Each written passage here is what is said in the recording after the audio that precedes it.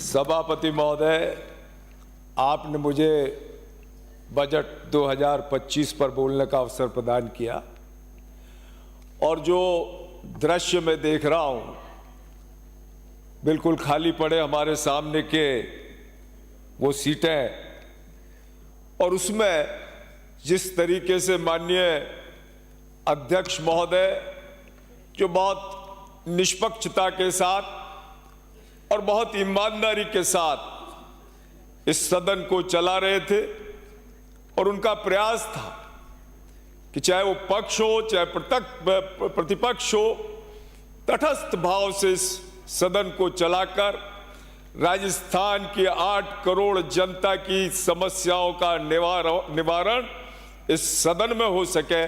परंतु मात्र एक सदस्य की हठधर्मिता के कारण आज माननीय अध्यक्ष जी की आंखों में आंसू थे। माननीय सभापति महोदय, हमारा दिल पीड़ा में था कि एक नेक शख्स जो पूरी ईमानदारी के साथ अपने कर्तव्य का निर्वाह कर रहे हैं, उनके दिल को आज माननीय एक सदस्य की हठधर्मिता ने तोड़ा था।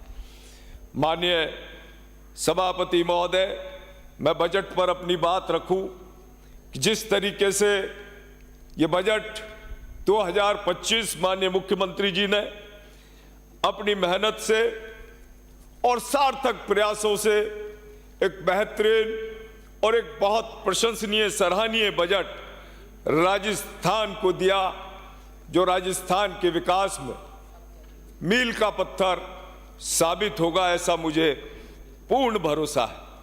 सभी वर्ग, सभी क्षेत्र और सभी विषयों को इस बजट में उन्होंने स्थान दिया। हर विषय को उन्होंने छूने का प्रयास किया है।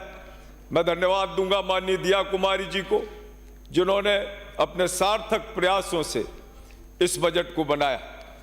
इससे पूर्व जो 2023-24 का बजट था माननीय सभापति महोदय, हमें खुशी होती है कि जिस दृढ़ संकल्पबद्धता के साथ उसे धरातल पर लाया गया और प्रयास किया गया कि जो घोषणाएं बजट में की हैं उन्हें 100% क्रियान्वित किया जा सके।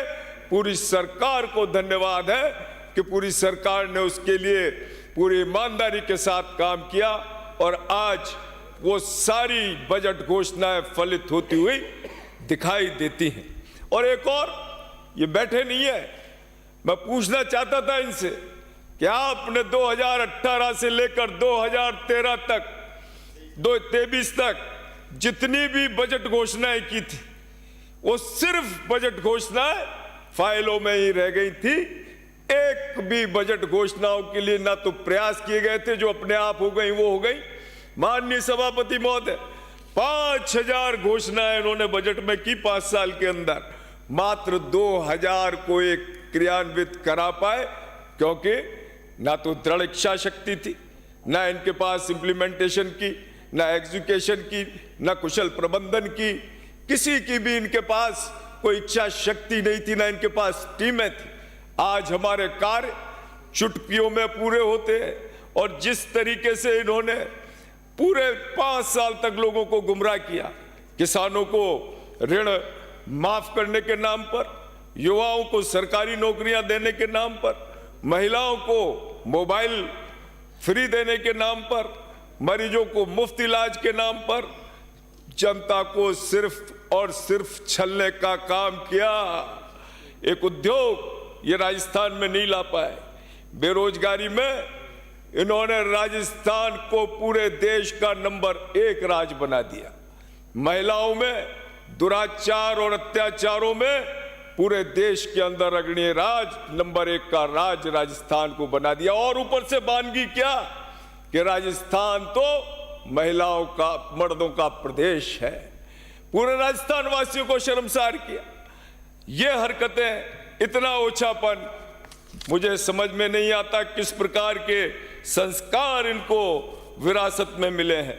सांप्रदायिकता से पूरा प्रदेश झुलसता रहा। हमारे लोग यदि पूजा पाठ शांतिपूर्वक करते थे या कोई अपने त्योहार पर्व मनाते थे तो उन पर 100 पाबंदियां लगा दी गई।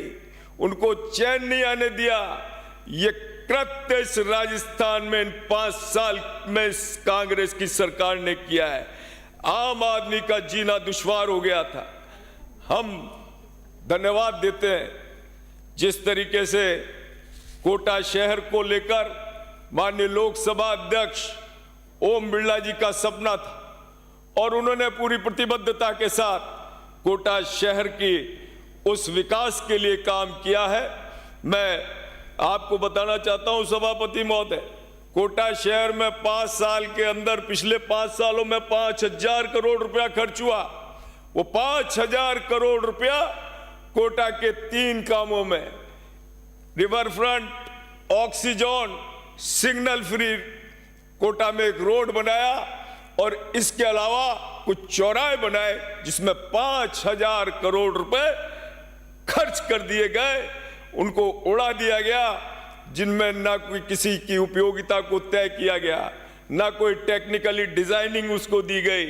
रिवर फ्रंट में एक पेड़ नहीं है, 0%। माननीय मंत्री जी बैठे हुए हैं, उस रिवर फ्रंट में एक ग्रीन बेल्ट का काम नहीं है। और जिस तरीके से अंडर ब्रिज फ्लाईओवर जो गलत डिजाइनिंग करे उससे आज भी एक्सीडेंट होते हैं। इस सौंदर्यीकरण और विकास की सैकड़ों लोग अकाल मृत्यु हो गई, काल के ग्रास में चले गए। कोटा के लोगों को बलि पर चढ़ा दिया आपके इस 5000 करोड़ लोगों ने, 5000 करोड़ रुपयों ने। मैं माननीय धन्यवाद दूंगा माननीय मुख्यमंत्री जी का, जिन्होंने कोटा में पर्यटन, शिक्षा, चिकित्सा, धार्मिक महत्व, उद्योग, सीवरेज, पेयजल की पाइपलाइन, सड़कें और प्रत्येक आधारभूत सुविधाओं को ध्यान में रखते हुए कोटा के चहुमुखी विकास की सुनिश्चितता को तय किया है। और कोटा वासियों के सुझाव व उनकी मांग पर हमने जो भी बात माननीय मुख्यमंत्री जी को दी, 100% उन मांगों को, हमारे आग्रह को माननीय मुख्यमंत्री जी ने माना।